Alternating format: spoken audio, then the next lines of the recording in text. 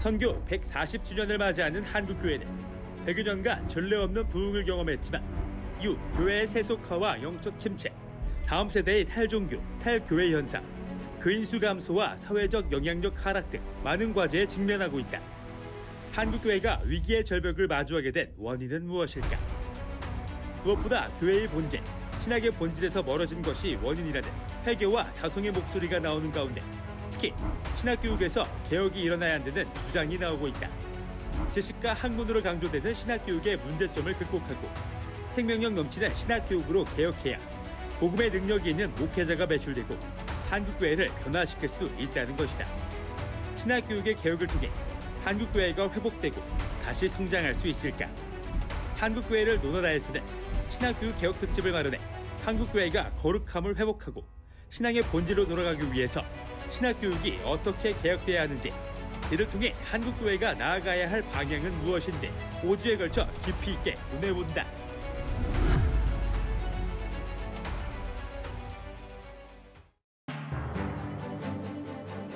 안녕하십니까. 한국교회를 논하다 진행을 맡은 박찬호 교수입니다. 한국교회 회복과 부흥의 길을 모색하기 위해 신학교육 개혁 특집을 마련해 보내드리고 있는데요. 오늘 그 세 번째 시간입니다. 신학교육 개혁 방안과 올바른 방향성을 제시하기 위해서는 참된 신학이란 무엇인가에 대한 깊이 있는 이해가 필요한데요. 오늘은 신학이 약문이 아니라고 하는 주장에 대해서 짚어보면서 그렇다면 신학이란 무엇인지, 신학교육은 어떻게 이루어져야 하는지 함께 말씀 나눠보도록 하겠습니다. 오늘 함께 하실 출연자들을 소개하겠습니다. 한국중앙교회 담임 목사이신 임석순 목사님 함께 하셨습니다. 안녕하세요. 반갑습니다. 백석대학교 조직신학 교수이신 이경직 교수님 함께 하셨습니다. 네, 반갑습니다. 네, 반갑습니다. 그리고 서울장신대학교 조직신학 교수이신 이상은 교수님 함께 하셨습니다. 예, 반갑습니다. 안녕하십니까. 예, 함께 자리하셔서 감사합니다. 신학 교육을 개혁해야 한다는 문제의식은 한국 교회의 위기에서 비롯된 것인데요. 세 분은 지금의 한국 교회를 어떻게 바라보고 계신지, 현재 한국 교회가 직면한 문제들을 진단하면서 오늘 이야기를 시작하면 좋겠습니다. 예, 임석수 목사님부터 한번 나눠주시죠. 우리가 다 알다시피 한국 교회는 오랜 동안 급속한 성장을 이루어오면서도 세속화된 사회 속에서도 이 도전과 기회를 끊임없이 이제 겪어왔잖아요. 근데 최근에 들어와서 이제 한국 교회의 위기, 그리고 한국 교회가 정말 위험한 상황에 왔다는 것을 모두가 다 이렇게 공감하고 말을 하고 있는데, 사실 이게 한국 교회의 위기가 찾아온 것은 신학 교육의 어떤 문제로부터 출발이라 그런 생각들 이제 많이 하시잖아요. 그럼 왜 신학 교육의 문제로부터 출발하는가? 저는 한국 교회의 문제에 대해서 예를 든다면 복음의 그 본질이 많이 훼손됐다, 이제 그런 생각을 많이 하는데, 저는 어렸을 때 늘 들어왔던 게 그냥 목양일념, 그런 이야기를 정말 많이 들었어요. 그리고 제가 공부할 때도 목양일념이라고 하는 걸 그 목양실에 붙여놓고 오직 그렇게 해왔는데, 요즘은 문득 생각나는 게 에스겔서 34장 7절로 10절 말씀이 생각이 들어와요. 7절에 하나님께서 아주 엄하게 말씀하시고 있고, 저 8절에서 보면 왜 양들이 노략거리가 됐나. 그래서 양은 다 떠났고, 그래서 또 9절에서 하나님이 엄하게 명하시면서 그 양을 내가 다 찾겠다. 그렇게 이제 엄하게 말씀하시는데, 어쩌면 교회는 반드시 성장이 필요하지만 이 성장 자체가 이 세속화의 가치를 같이 맞물려 가지 않았나. 그러다 보니까 성도 하나가 생산성으로 보여지지 않았나. 그런 것들이 어찌 보면 신학에서부터 잘 우리가 교육을 하고 신학 교육을 했어야 하는데, 그렇지 못한 것에 대한 그런 너무 아쉬움이 크고, 먼저 신학 대학에 지금 원장으로 있는 나 자신부터 참 이게 반성과 회개가 절실히 필요한 때다 그런 생각을 많이 해요. 목회의 어떤 본질에 대한 근본적인 고민 같은 것들을 하고 계신 그런 것 같습니다. 예, 이경직 교수님 답변해 예, 주시죠. 앞서 잘 말씀해 주셨는데 저는 이제 또 다른 측면에서 한국 교회가 이제 사회적 신뢰를 잃어버리고 이제 그 결과 교세가 급감하는 그런 위기를 맞고 있다고 생각을 합니다. 보통 그리스도인들에 대해서 일반적으로 일반인들이 평가하기를 말은 엄청 잘하는데 행동이 따라주지 않는다. 소위 언행불일치 이 이야기를 합니다. 그래서 말은 좋은데 삶이 다르니까 더 실망이 커서 이 사회적 신뢰를 잃고 있는 것 아닌가 하는 생각을 합니다. 자녀들이 흔히 말하기를 교회에서 부모님이 보여주는 모습을 집에서도 보고 싶다. 교회에서는 굉장히 거룩하고 참 부드럽게 이야기하는데 집에 오면 어머니가 돌변한다. 뭐 이런 이야기를 하거든요. 그럴 때 이제 자녀들이 실망하기도 하고 하는데 이런 언행 불일치가 일어난 이유가 과연 뭘까라고 저는 생각해 볼 때 하나님 말씀의 권위를 인정한다고 말은 하는데 실제로는 인정하지 않고 있는 것이 아닌가. 왜 이런 일이 벌어졌냐. 아까도 이제 신학교육 말씀하셨는데 신학교육을 받고 배출된 설교자들이 설교를 할 때 이것을 지식으로 학문으로 전달을 하니까 설교는 엄청나게 넘쳐나는데 생명력이 없고 영적으로 메마른 상황이 온 것 아닌가. 그래서 설교하실 때 하나님께서 이렇게 말씀하셨습니다라고 권위 있게 선포해야 되는데 모세가 말했다, 뭐 다윗이 말했다 이렇게 해서 마치 어떤 인간의 말을 하는 것처럼 하니까 듣는 성도들의 무식 속에 하나님의 말씀의 권위가 떨어지고 그래서 권위를 인정한다면 이해되든 안 되든 또 나에게 손해가 되든 손해가 안 되든 관계없이 무조건 순종해야 되는데 불순종하는 일들이 발생하고 말씀을 좀 취사 선택하고 있지 않는가 하는 생각이 듭니다. 백석대학교 설립자이신 장종현 총장님께서 하신 말씀이 한국교회 문제는 목회자의 문제고 목회자의 문제는 신학교육의 문제고 신학교육은 저 같은 이제 신학 교수들의 문제라고 말씀하시는데 이게 신학교 교육 현장에서부터 하나님 말씀의 권위가 약하게 가르쳐지고 성경보다는 신학자들의 권위가 더 높아지고 성경을 얼마나 읽었느냐보다는 유명한 신학자의 책을 얼마나 꿰고 있는가에 가지고 그 사람을 평가하는 이런 것들이 결국 말씀의 권위를 떨어뜨리고 말씀에 대한 순종을 약화시키고 그 결과 언행불일치가 일어나고 대사회적 신뢰를 잃어버리니까 더 이상 세상이 교회를 존경하지 않고 교회를 통해서 선포되는 이 말씀에 귀를 기울이지 않고 전도의 문이 막히는 것 아닌가 이렇게 생각을 합니다. 목양 일념을 말씀하셨는데 목양을 위해서는 이제 말씀에 네. 더 집중하고 네. 권위를 인정. 강단의 그 권위 인정하는 필요하다. 연결 좀 될 것 같습니다. 예, 이상훈 교수님께서 한번 나눠주시죠. 한국교회 현 주소에 대해서 이제 생각을 해볼 때 한마디로 전 이렇게 표현하고 싶습니다. 안팎의 공격에 노출되어 있는 공성전 한가운데 있는 교회 이런 것이죠. 첫째 안으로 볼 때는 생동감이 많이 사라진 것 같습니다. 엊그제 학생들하고 오늘 이제 출석하고 있는 교회에서 어떻게 기도를 드리고 있는가 이런 주제로 한번 이야기를 나눠봤는데요. 기도에 열심히 많이 옅어지긴 했지만 그래도 아직 희망은 있는 것 같습니다. 다만 기도에 대한 관심과 열기가 예전보다 약해진 것은 분명한 것 같습니다. 예전에는 기도원 문화라는 것이 있었습니다. 급하면 기도하고 또 간절히 기도하고 그런 게 있었죠. 얼마 전에 잘 알려진 기도원에 갔는데 빈 방이 너무 많았다라는 이야기를 하더라고요. 한국교회 기도 문화 쇠퇴 현상과 교회가 약해졌다는 이런 말은 이제 비례해서 나타나는 것 같습니다. 또한 이제 한때 이제 그 성령과 성령의 역사에 대한 관심이 굉장히 많았는데 이러한 관심도 예전과 같아 보이질 않습니다. 뜨겁게 기도하고 은혜의 체험을 사모하던 시기에 그것을 잘 정리하고 또 체계적으로 전수하는 데 신학이 기여했어야 됐다라고 보입니다. 한마디로 7년 흉년기를 대비하지 못한 아쉬움이 오늘 한국교회의 현주소가 아닌가 이렇게 생각이 듭니다. 그리고 둘째로 이제 외적으로는 쉴 새 없는 공격이 쏟아지고 있는데요. 오늘의 교회를 비유하는 많은 말이 있지만 어떤 의미에서는 교회는 위기에 처한 전투 진지와 같은 것으로 이제 보입니다. 전투가 쉴 새 없이 벌어지는데 총알도 떨어지고 병기는 녹슬어 보이고 그것이 어쩌면 말씀하시는 신학의 무력함일 수도 있을 것 같습니다. 근데 답이 잘 보이질 않고 홍수로 물이 넘쳐나는데 마실 물은 없는 것 같고 그래서 중심이 흐트러지고 세속적 가치가 막 쏟아져 들어올 때 무력하게 당하고 있는 모습이 지금 노출되고 있는 것이죠. 교회도 많고 신학자도 많은데 교회의 목소리에 사람들이 귀를 기울이지 않습니다. 종합적으로 상황 자체를 놓고 볼 때 끝없는 도전 속에 떠돌아다니고 있는 부유하는 교회의 모습, 이런 것이 이제 아프지만 현실이죠. 세대도 달라졌고 세태도 달라졌는데 많은 사회학적 분석이나 데이터에 기반한 이제 연구는 나오고 있지만 적절한 답은 나오지 않고 많은 이야기들이 우울한 이야기를 하고 있는 것 같습니다. 문화적 갈등, 세대적 갈등, 약해진 멘탈, 신학이 과연 이러한 취약한 현상에 대응을 잘하고 있을까? 진단은 넘쳐나는데 적절한 답은 찾기 힘든 어려운 시기를 우린 겪고 있는 것 같습니다.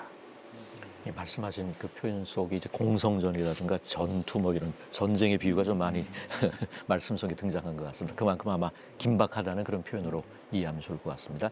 예, 그렇다면 한국 교회 회복을 위해 가장 절실하게 필요한 것은 무엇이라고 생각하시는지, 예, 임석순 원장님 갑니다.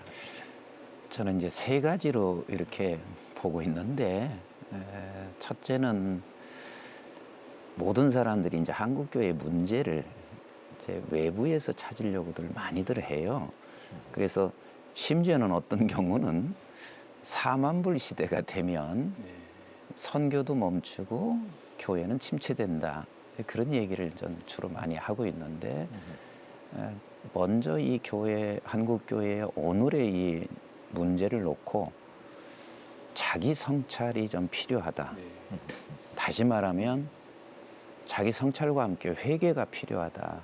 그런 생각을 절실히 하게 되고, 그다음에 두 번째는 아까 이제 우리 이경직 교수님께서 말씀하신 것처럼 이게 한국 교회 문제는 결국 리더자의 문제가 될 수 있는데, 그 리더자를 배출하는 것이 신학대학원에서 배출을 하고 있으니까 이게 신학 교육에 분명한 개혁이 일어나지 않으면은 한국 교회가 비전이 있을 수 있겠나, 그런 생각을 하게 되고, 그다음에 세 번째는 우리 한국 교회 전체가 한국 교회를 놓고 한번 같이 하나가 돼서 기도 운동을 통하여 기도와 성령 외에는 다시 회복될 수 없는 거 너무 잘 알고 있거든요.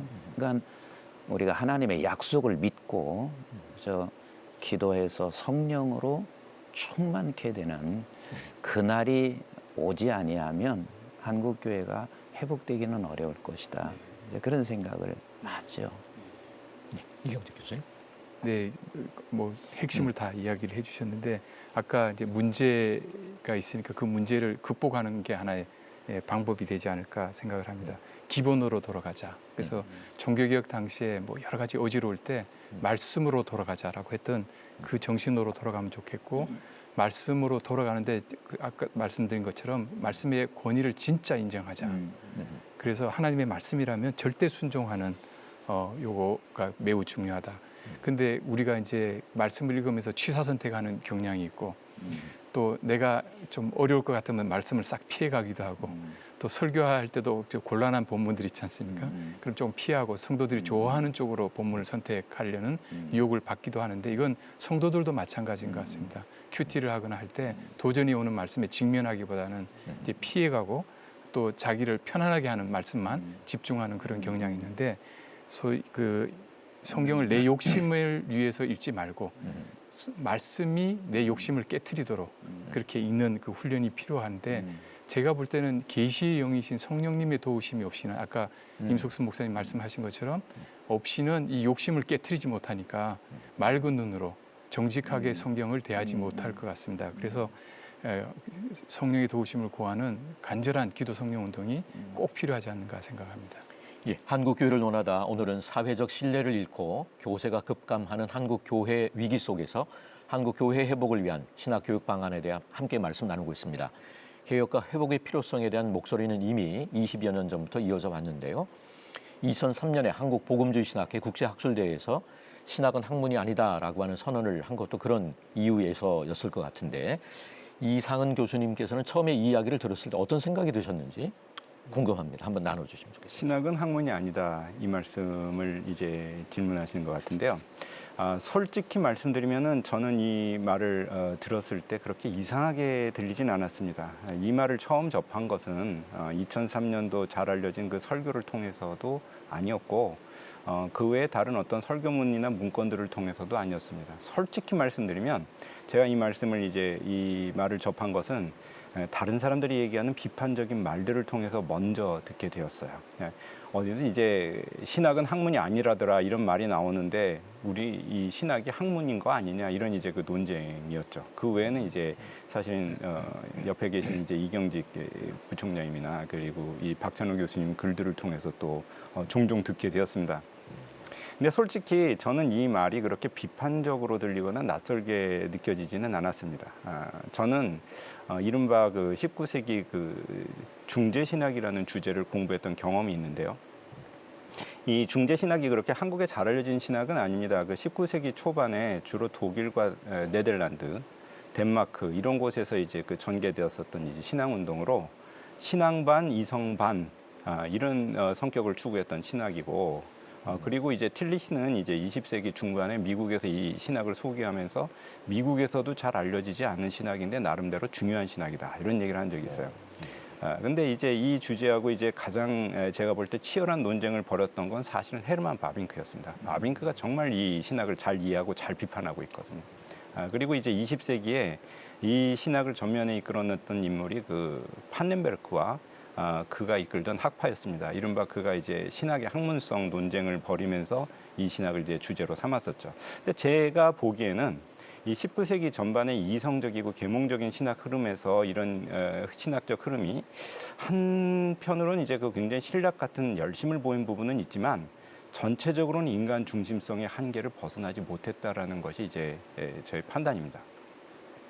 근데 이제 19세기 이런 그 신학에 대해서 20세기 초반만 하더라도 굉장히 다양한 논쟁이 벌어지는 것을 본 적이 있는데요. 이런 것을 주의 깊게 살펴보면서 저 역시도 신학은 어쨌든 이 계몽주의나 이성주의에서 얘기하는 이런 식의 학문과는 분명히 다른 성격이어야 한다라는 생각을 제 기저에 좀 가지고 있었습니다. 그 가운데서 이런 그 신학은 학문이 아니다라는 것을 최근에 이제 다시 이제 그 생각을 접하고 생각을 하게 되면서 이런 질문을 가졌습니다. 신학이 학문인가? 어떤 의미에서 학문이고 어떤 의미에서 학문이 아닌가? 왜 학문이 아니어야 하는가?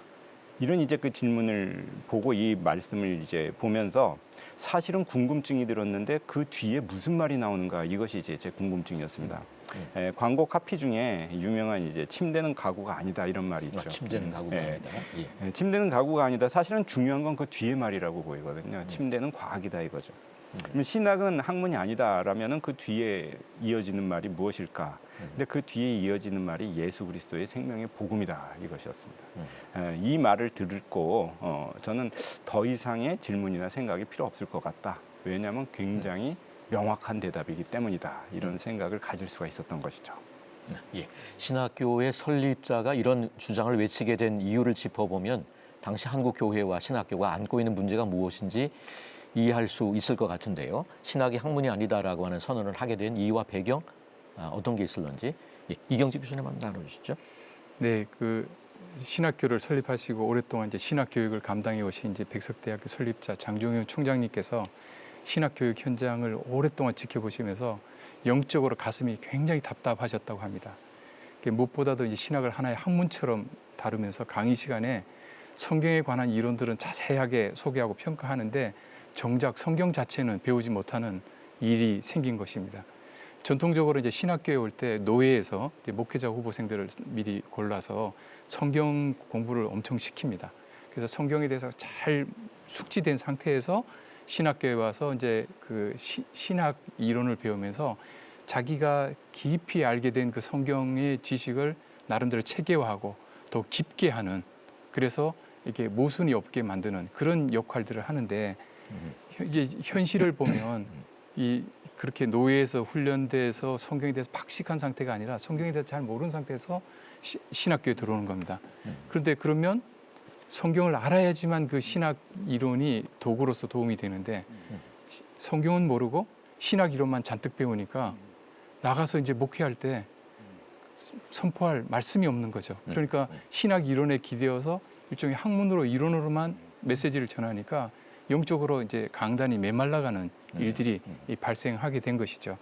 그래서 우르시누스라고 하는 그 하이델베르그 요리문답을 작성한 분이 쓴 해설책에 보면 그 신학자들의 책 이론과 신앙 고백서와 성경을 이렇게 비교를 합니다. 그리고 보통 사람들은 신학자의 이론을 가장 고급스러운 것으로 생각하는데 그게 아니라 성경이 가장 고급스럽고 가장 고귀하다. 그리고 여기는 절대 무효하고 변하면 안 된다. 거기에 따라서 신앙 고백서가 작성돼야 되고 그다음에 신학자들의 이론이나 이런 것들이 평가돼야 되는데 이 순서가 뒤집혀 버린 것이 문제가 되지 않는가. 박이천 목사님이라고 그 내수동교회 원로 목사님이 저희 신대원 채플에 오셔서 설교하시며 하신 말이 기억납니다.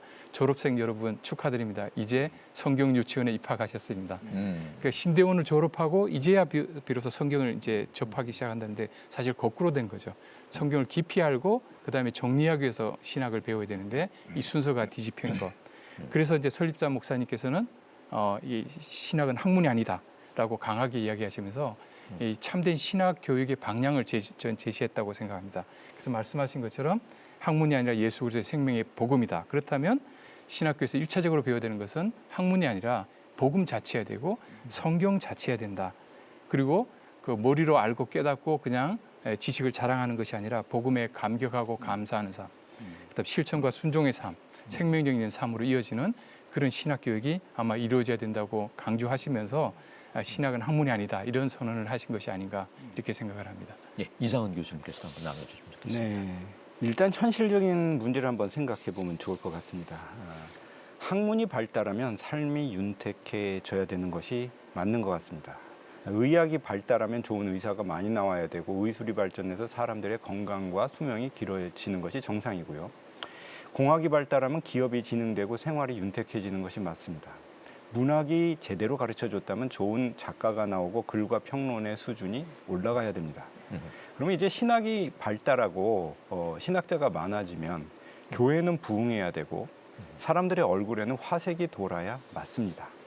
근데 지금 우리는 이제 신학과 신학자가 모자라서 교회가 어려움을 겪고 있는 것이 아니고 오히려 그쪽은 넘쳐나는데 교회는 어렵다는 이야기를 이제 듣고 있습니다. 세계 어느 나라의 대학을 가더라도 한국에서 온 신학 전공자를 만나는 것은 어려운 일이 아닙니다. 그런데 신학의 영향력이 날이 갈수록 약해지고 있습니다.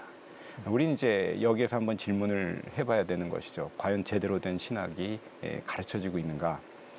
신학은 신학다움을 회복해야 된다고 보입니다. 어떤 분은 이렇게 얘기했습니다. 한 신학자가 신학은 아름다운 학문이고 그 이름을 들으면 가슴이 뛴다. 하나님의 이름을 말하는 신학을 하면서 어떻게 기쁨이 없을 수 있겠는가? 신학의 공간과 신학을 가르쳐지는 공간은 사실은 이제 교회의 부흥회를 넘어설 수 있어야 된다고 저는 생각이 듭니다. 신학은 설레임이 있어야 합니다. 그러기 위해서 최고의 출발점은 하나님의 말씀에 대한 청종과 기도에서 찾을 수 있을 것으로 봅니다. 성경을 알고 하나님을 아는 학으로서 신학을 하고 그것이 우리의 구도의 길이 되고 하나님을 알고 하나님을 영광스럽게 하는 길이 된다면 우리에게 기쁨이 있을 것 같습니다. 신학을 공부한다면 하나님의 이름을 말하는 기쁨과 알아가는 희열과 막힌 것들이 열려가는 기쁨으로 얼굴에 화색이 돌아야죠. 무엇보다 신학은 성령 안에서 하나님을 알아가는 기쁨의 길이기 때문입니다. 과연 우리가 머리 아픈 신학을 하는 건지 아니면 기쁨이 있는 신학을 하는 건지 한번 질문해 볼 필요가 있을 것 같다는 것이죠. 예, 임석순 목사님. 저는 이제 목회를 하는 입장에서 처음 신학은 학문이 아니다 이 말씀을 듣는 그 순간 제 안에서 흘러나오는 그 막 감격, 희열, 기쁨을 갖게 했어요. 왜냐하면 목회하다 보면 이런 소리를 많이 하거든요. 신학교에서 배웠는데 교회로 와서는 다시 그들을 또 가르쳐야 하는 입장이 됐다. 그래서 많은 목사님들이 이제 그런 얘기를 많이 하거든요. 그럴 때마다 신대원에서 좀 미리 제대로 좀 가르칠 수 있으면 그 목회 현장에 와서 많은 도움을 줄 수 있는 그런 사람이 될 수 있을 텐데 그렇지 못한 것에 대한 이제 아쉬움이 있었고, 이제 또 하나 이제 제가 예를 든다면 1992년도에 제가 신대원 3학년생을 가르치고 있는데 이분이 3년간 공부를 하면서 너무 많은 회의를 가지고 있었던 거예요. 그러면서 저한테 이렇게 말해요. 질문을 하는데 벌써 그 질문하는 투가 답을 얻고 싶어서 질문하는 게 아니라 저 교수는 무슨 소리를 하나 하는 투로 질문을 하는데 삼위일체에 관해서 분명하게 좀 설명 좀 해주세요. 이제 그렇게 얘기를 하면서 이렇게 말을 하는 거예요. 내가 신학에 들어오기 전에는 나는 그냥 삼위일체를 믿었는데 신대원에 들어와서 삼위일체에 관해서 배우면서 저 회의를 많이 갖고 있다. 그래서 나한테 좀 분명하게 좀 말씀해 주세요. 그래서 제가 그때 답을 이렇게 했었거든요. 나는 삼위일체에 대해서 당신이 요구하는 대로 분명한 답을 줄 수가 없다. 그리고 그 답을 줄 수 있는 사람이면 나는 그 하나님 못 믿는다. 삼위일체도 믿을 수 없다. 왜? 답을 줄 수 있는 사람이면 내가 하나님이지. 내가 어떻게 그걸 답을 줄 수 있겠나. 그러나 분명한 사실은 내 인간의 언어로 다 답을 줄 수는 없지만 나는 삼위일체 하나님에 대해서 난 조금도 의심이 가지 않는다. 이것은 내게 주신 믿음이고 그 믿음이 그렇게 만들어주는데 나는 당신에게 그 답을 하나님께로부터 기도하며 성령이 당신에게 그걸 깨닫게 되기를 기도해 주겠다. 그 이야기를 한 적이 있기 때문에 이게 학문으로 하나님을 증명할 수도 없고 학문으로 우리 설립자님께서 계속 말씀하신 대로 성경을 한없이 이 신학이라는 칼로 난도질하잖아요. 근데 이게 하나님이 저자인데 이것을 가지고 난도질하고 그리고 또 영적으로 우리가 그 어떤 누구도 그 하나님의 영을 신학으로 어떻게 그걸 분석할 수 있겠어요? 신학이 어떻게 또 구원을 줄 수 있겠어요? 그리고 신학이 어떻게 목회를 성장시킬 수 있어요? 기도와 성령 아니면 안 되지. 근데 더 중요한 것은 신학이 절대 사랑을 실천 못해요. 사랑을 실천 못한다는 이야기는 사랑을 통해서 하나님을 보여주는 거잖아요. 하나님을 보여주는 게 하나님의 영광을 보여주는 거잖아요. 근데 신학을 통해서 그렇게 하지를 않아요. 그래서 제가 신학을 이렇게 보면 마태복음 13장이 생각날 때가 많아요. 하나님의 말씀에 씨를 뿌리는데 길가에 뿌린 것 같다는 생각이 들 때가 많아요. 그래서 사단이 와서 다 주워 먹는데 아니 신학을 공부하고 나서는 결국은 목회자 비판하고 설교 비판하고 그 비판하는 사람이 사랑을 어떻게 실천하겠어요? 그래서 정말 신학 교육의 개혁이 절대 필요한 시기에 가장 도전적이고 실제적인 선언이 신학은 학문이 아니다. 이 선언이 나오신 것이라고 나는 생각해서 이게 신학 교육의 개혁의 가장 중요한 출발점이다. 그런 생각을 늘 해요.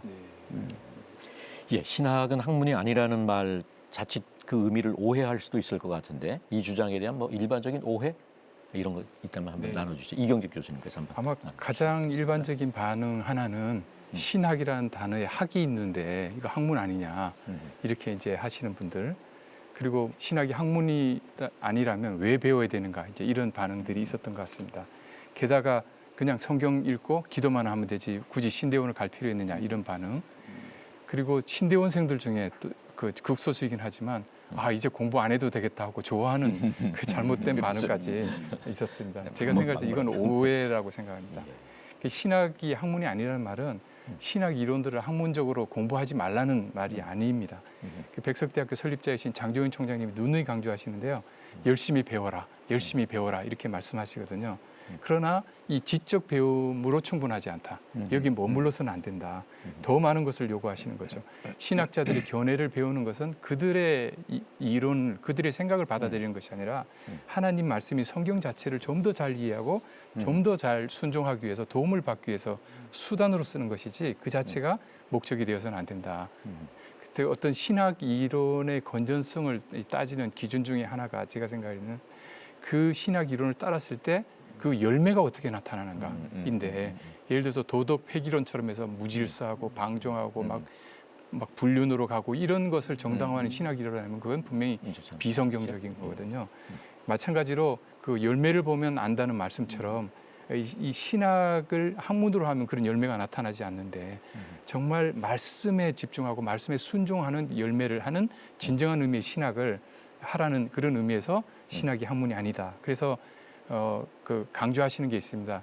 그 설교를 준비할 때 주석을 1시간 보면 성경을 2시간, 기도를 3시간 해라. 참 어렵죠. 근데 그거? 어렵습니다. 근데 주석을 보지 말라는 이야기가 아니시거든요. 그러니까 그만큼 열심히 공부하는데 거기에 그치지 말고 말씀 자체를 이해하는 데 도움이 되는 방식으로 주의를 보고 그다음에 그것으로 안 되고 세미한 음성을 들려주시는 성령의 음성을 듣기 위해서 간절히 기도해야지만 말씀이 생명 있게 선포된다. 이런 의미에서 저는 신학은 학문이 아니다라고 하셨고 배움을 절체 격화시키는 것은 아니다 이렇게 생각을 합니다.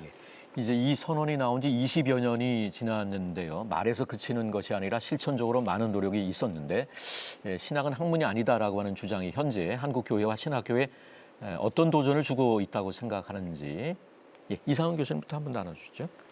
예, 이 선언이 한국 교회와 신학교에 지금 많은 도전을 주고 있습니다. 무엇보다 본질에 대한 질문을 제기하고 있다고 보입니다. 그런 면에서 이 선언은 종교개혁의 본래 정신과 상당히 맥이 닿아 있다라고 이제 보입니다. 종교개혁은 기본적으로는 이제 구원론적으로 십자가 신학이라는 지향점을 가장 중심에 놓으면서 그리고 본질과 근원으로 돌아가 보자. 아드폰테스라고 하는 개념을 굉장히 중요한 이제 가치를 이제 부여하고 있는 것이 종교개혁의 정신이죠.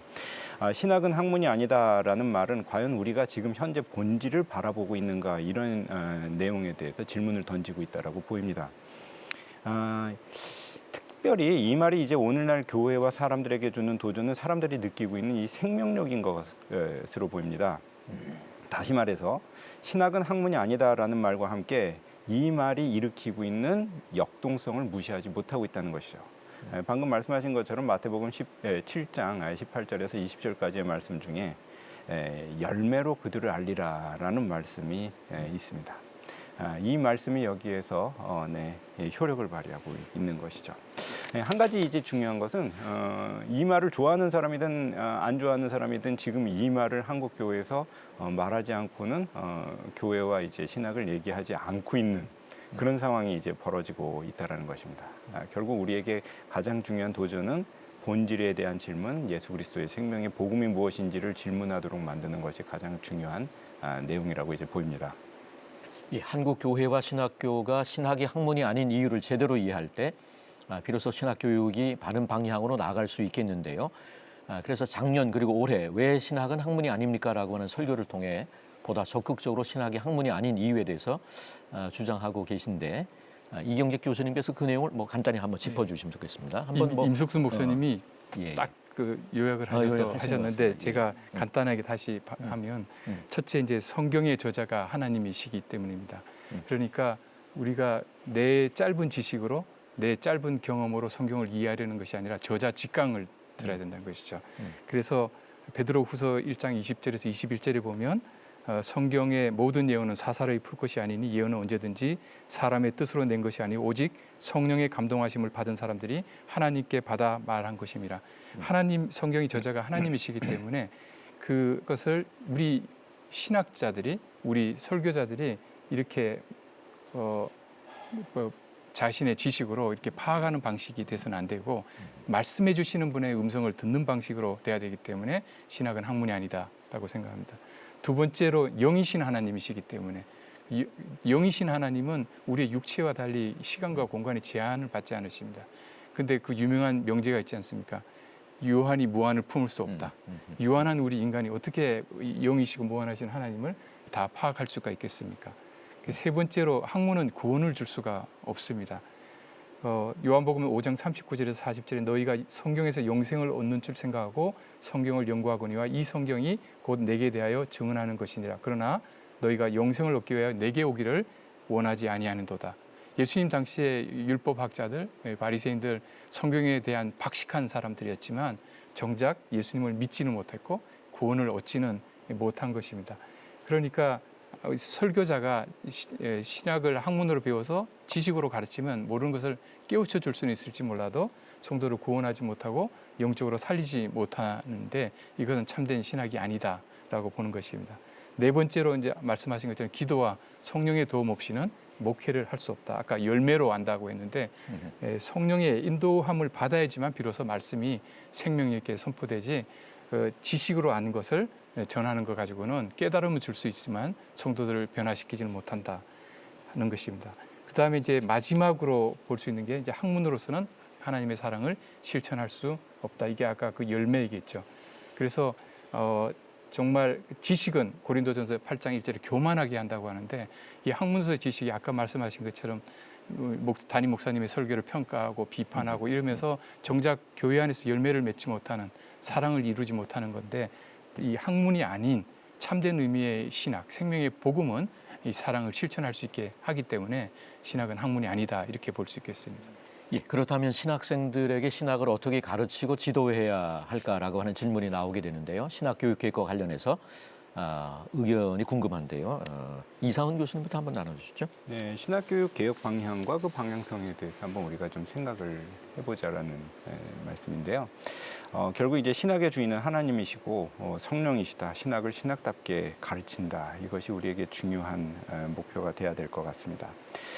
신학교육을 신학교육답게라고 이제 할 때 사실은 우리에게 좋은 모델이 있었다고 보입니다. 칼빈의 제네바 아카데미 같은 곳은 유럽 전역에 불길을 일으키면서 수백 년 동안 신학을 선구했던 용광로 역할을 했었고, 20세기 초반에 그 보네포의 핑겐발대 공동체 같은 곳은 고백교회 운동을 이끌어가는 굉장히 좋은 견인차 역할을 했습니다.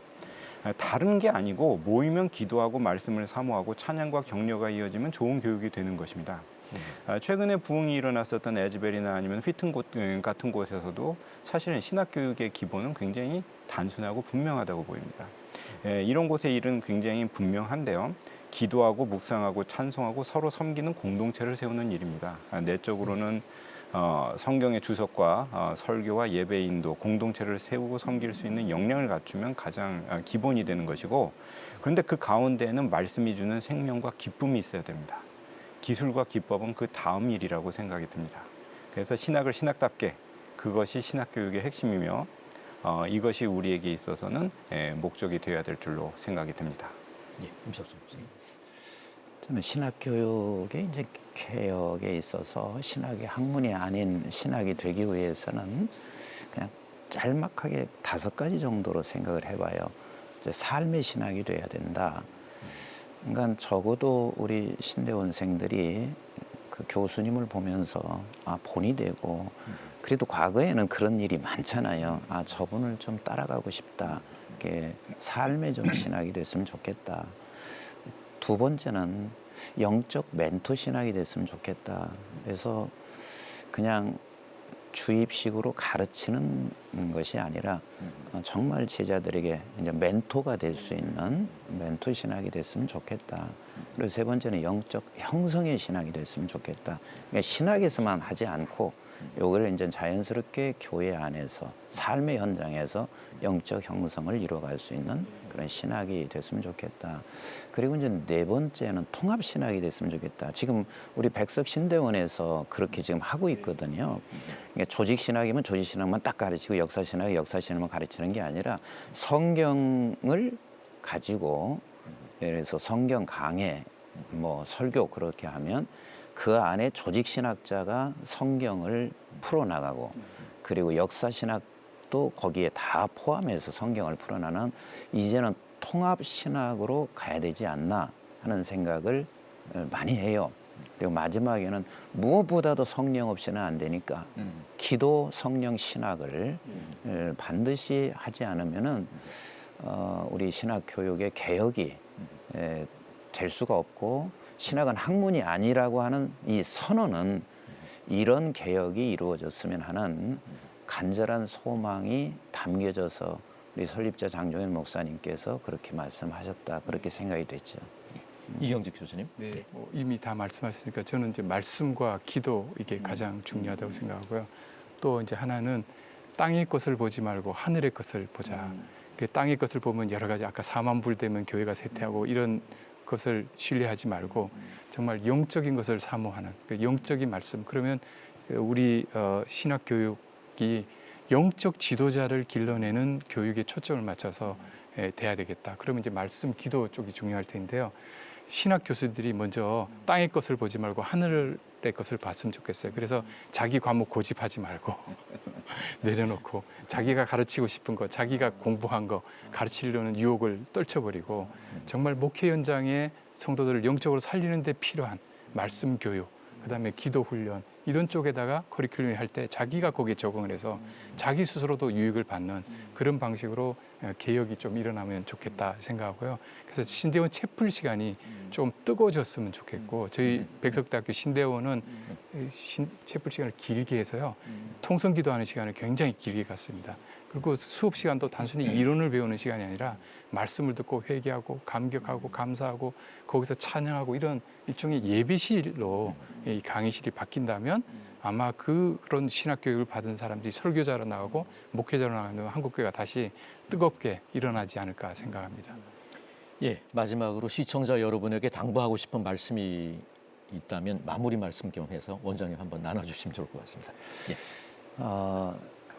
사실은 이제 한국 교회는 신학을 위해서 기도해주고 또 바른 신학이 갈 수 있도록 교회가 역할을 해줘야 되고 그리고 신학은 한국 교회의 회복과 부흥을 위한 신학이 되어야 되기 때문에 나는 시청자들에게도 부탁하고 싶은 게 한국 교회를 위해서도 기도해야 되지만 한국의 신학 교육을 위해서도 간절히 좀 부탁을 했으면 기도 부탁을 드리고 또 함께 섬겨서 반드시 신학 교육이 개혁이 돼서 한국 교회가 다시 회복되고 부흥이 되기를 간절히 소망하면서 우리 시청자들께서도 함께 그 일을 놓고 기도해 주셨으면 하는 간절한 소망이 있어요.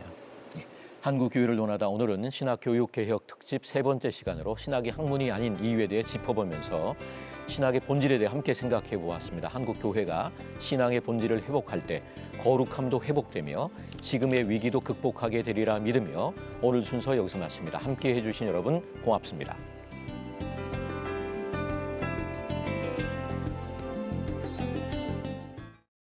이 프로그램은 여러분의 미디어 선교 후원으로 제작되었습니다.